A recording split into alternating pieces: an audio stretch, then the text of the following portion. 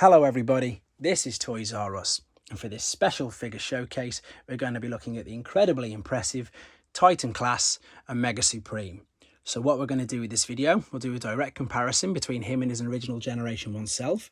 We'll also do some more comparisons with some new and some old figures, just to give you a true idea of just how big he really is.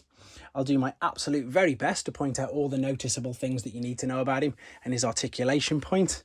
And then I'll obviously show you in his other mode as well, so we can have a good look at how well this figure works. This video is especially for Dillon the Autobot, and I hope he enjoys it very much. As I said, I'm going to do my very best, but this guy is massive, and I've just got a primitive iPhone on a very small tripod, and I've got not much space, but this guy is huge. So what I'll do to give you an idea of just how big he is, I've got the original Generation 1 Mega Supreme, which of course, if you remember, was classed as a huge figure back in the day. And there you go, he's just about up to his waistline, so he is absolutely massive. I've got a Siege, is it Siege? I think it's Siege, not Earthwise. Anyway, I've got a Deluxe Spinister, who again is up to about his kneecap. I've got an original Cup, who again is about up to his kneecap. And then, because he's just a hand and he's super tiny anyway, we've got an original Generation 1 Swindle, so which is about up to his ankle. So this guy is absolutely massive. So I take my hat off to anybody who's done all the reviews of this guy already. I'm a bit late to the party, but I'm doing this, as I say, as a special request for Dillon the Autobot. But yeah, he's a truly amazing figure. He's absolutely massive. As we've already mentioned, the homage to Generation 1 is perfect. The colour system's exactly the same. Obviously, it's much updated. There's some battle damage bits. The head looks fantastic. I am going to pick him up. I'm going to bring him closer to the camera and vice versa, just to give you an idea, just as I say, how good he actually is. So you're probably going to see a lot on my arm, unfortunately. I do apologise, but let's have a look. So we've got this ginormous claw, and of course the arm joints, the shoulders, they're on ratchets. They're probably on ball and sockets to be fair, but they turn all the way around. And the claw as well is able to open, and it's even got extra articulation there, which makes it brilliant for if you want to do a scene or a picture where you grab a Decepticon.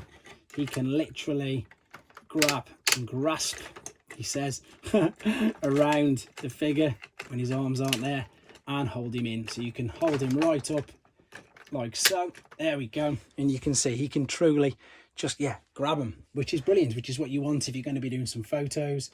I'd like to say, for the kids who this is supposed to be designed for, they could do it for their imaginations and playing as well. But so the claw's amazing. You've got loads of points of articulation on it. The shoulders all do the same. What I'm going to do, I'm just going to bring him a little closer now. There we go, because I want to show you, I know he's quite low, the detail in the face. Look at that, that's amazing. He's got the turret on the back of his head as well. The head does actually turn all the way around. Now the turret is a fake turret. I know it's actually there, but this isn't the same turret that you'll see in the opposite mode in a minute. But also, if you have a look, you can actually pull the head up a tiny bit as well. And again, it can still spin all the way around. For the size of this figure, the articulation is absolutely stunning. We've got what you'd come to expect with the shoulder joints, with the legs, but with this big guy as well, he's actually got a waist swivel, which you can hear has incredibly strong ratchets. And if this was a much older figure, that would petrify me with the clicks like that. With regards to articulation, if we look at the legs, let's just straighten him up a little bit. You can bring the legs up to just shy of 90 degrees. And then if I turn it this way, I'm hoping, let me check the camera, that you can see all this. Yes, you can. And then if we bring it back the other way, it can go quite higher actually. But let's be honest, with who wants to be posing a Mega Supreme in the splits? It's not necessary to go all the way. If we spin him to the back, you can see that these pieces are attached and clipped on the back. And in honesty, I do obviously have the box, but because I've had this figure out on display for a few months, well, probably about a year or so now, I've actually put the box in storage. So I'm unable to show you the box and how it comes out of. But if you do buy this brand new, these aren't attached and you have to attach them yourself. But they look really good. And again, it's reminiscent of the original Generation 1 figure. Now, the cool thing about this guy is he comes again a bit war torn, so he's got blast effects on his arms, well, singe marks, all damage all over him. If I put him up, oh no, you can see there he's got compartments here, which to be honest they're not really much use apart from maybe, and I haven't even opened these yet either as well, the blast effects that come with him, so you can store them in there if you're not using them. You could also store countdown, I suppose, if you want in there. It's just another little bonus that it's got. I think, as I say, I think with Hasbro and Takara at the moment, they really are making these figures absolutely amazing. You can see he's slightly leaning back there already, but the detail on him is absolutely brilliant. What we'll do while he's sitting there just for a second, we'll have a look at Countdown. So this is the new Countdown, and then this is the old one. So they're exactly the same height. There's a little bit more detail. In fact, there's quite a lot more detail on the new guy. Is that going to focus? Well, he's actually got blue eyes, which looks brilliant. There's a lot more detail on his arms. And the main difference with this guy is he's got knee joints, whereas the original one just... Oh, no, it has as well. But, of course, the legs are jointed. No, they're not. There you go. Surprised myself as well. There's quite a bit more... they just look newer, obviously. They've just upgraded it. There we go. So that's the two Countdowns. There is the main figure. I have nothing bad to say about this figure at all. As I say, it's got more articulation than you'd probably be surprised for the size of it. It really has a lot. As you can even twist and turn the ankles if you so did want to. Everything seems to be really sturdy as well. There's really loud clicks, crunches, etc. But there you go. That's him in robot mode. What I'm going to do now, I'm going to transform him quickly off camera, just to save you guys the laborious task of watching me transform him, and then we'll come back and see him in his other mode. Okay, so we're back, and as you can see, I've transformed him into his base mode. A couple of reasons why I don't do it on camera is, one, due to the length of the video, and two, I don't want to spoil it for yourselves when you get the opportunity to do it yourself. So what we're going to do now, I will discuss a bit of the transformation though, but there's three main areas to the base, and of course in a second I will pick up the camera just to go around so you can see all the parts that you can't see that are in view. So we've got the tank first and foremost, and this is a great looking tank. I mean, look at all the extra mold effects they've got into the actual frame of this, the outside of it all. It looks brilliant. There's so much detail. There is the actual turret. I don't know if you remember from the first part, I said there's a faux turret on the back of his head, which you can sort of make out that that's his head there, but not fully. But there is that tiny little turret that was on the back of his head. These, of course, move independently up and down, and of course you can turn this as well, just a little bit, not all the way around though, otherwise the head sometimes does pop out. There is a really cool effect on this as well. I'll show you in 2 seconds, but before we get there, I just want to show you underneath that although it's not electric or battery operated, shall we say, like the original one, we've got these wheels here which will help it roll around on the track. Now the tank as well also has like a base mode, and I might just have to pull this off camera just quickly because it's incredibly stiff. You can see we've got these two tabs here either side. This will fold out. I'm going to have a go at doing it, but you'll see just how tough it is. Oh, perfect. Anyway, must have loosened it up. So can we see there just about? So this actually folds down itself into another little base, and you can, of course, you've got the ramps going up and down. You can get your mini Micromasters. They can also stand in there as well. It's also part of, I suppose, of the playability of it as they fall over, but that's just an added little bonus that, you know, you don't expect with it. So that all folds out lovely. So yeah, this was of course the front of the chest and the top of the neck of the actual robot itself, and it looks really good.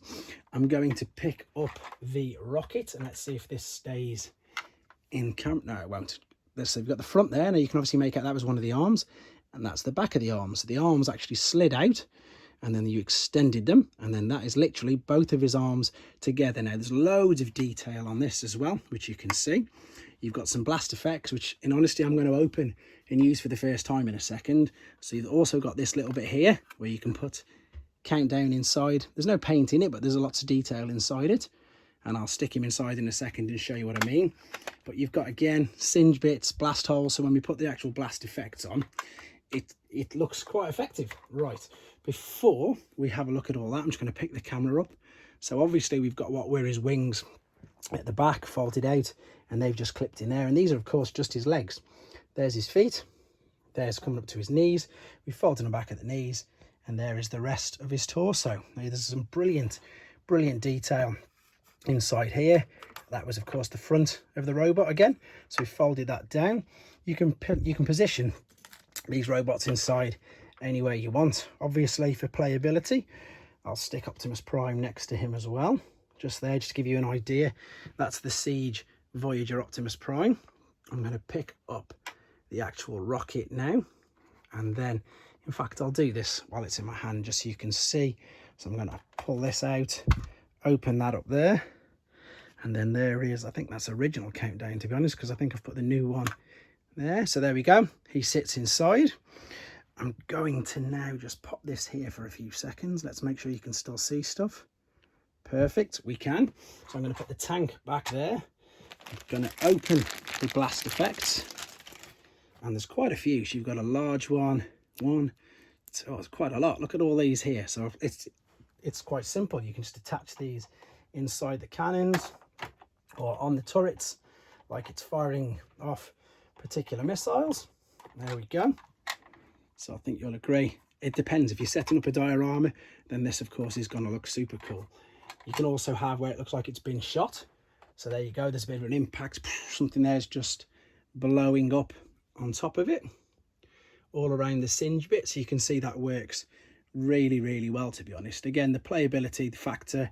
Also, in fact, yeah, I need to show you this. I'll show you that in 2 seconds. I'm just going to show you the fact that you can also put the blasts on the side of the rocket as well. Anywhere where there's a hole, you can put them. So it looks, you can't even see that. So it looks, there you go. The rocket's been shot up there. So the blast effects, you know, they're very good for that. If you want to set up displays, or to be fair, lots of people nowadays, they're taking all these amazingly good pictures, aren't they, with all the artistry going on. I just need to show you this. That's the beauty of the fact that I've just remembered.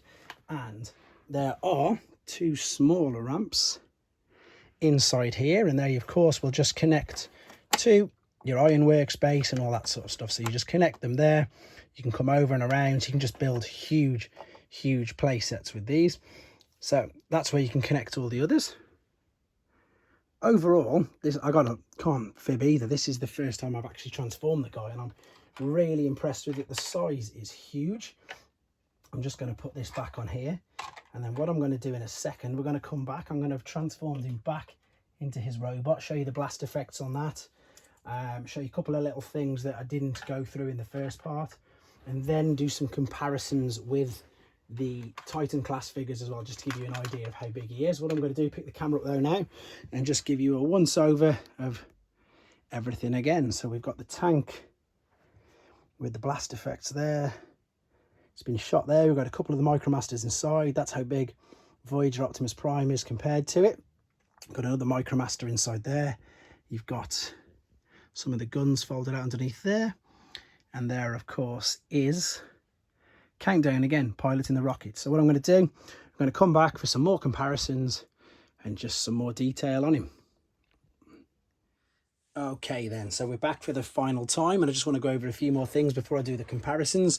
So what I forgot at the beginning part was you can actually fold these up as well. You saw these in the base mode, so you've got some more added, I suppose, missile effects and missile launchers. You can see that they're just tucked under there, nice and neat.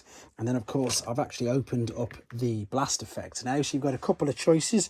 You can put, obviously, that he's been hit or that he's been, you know, shot at like this. You can see them there, all blasting away, which looks kind of cool. But then what you can also do, that I didn't show you because obviously I didn't have them open, you can put these inside the claws as well. So you've got all these different effects that he's either shooting or that he's grabbing something out, just like so. So you can see they are actually quite good. And again, if you're setting up these dioramas and these pictures like that, you can see that they are very, very useful.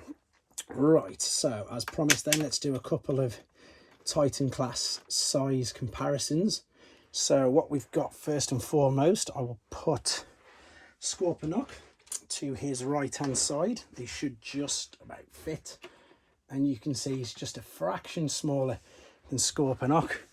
But then with, I called him his wings in his base mode. I know they're not actually physical wings, which obviously he can fly with, but obviously they're the ramps which look like wings coming out the back of him.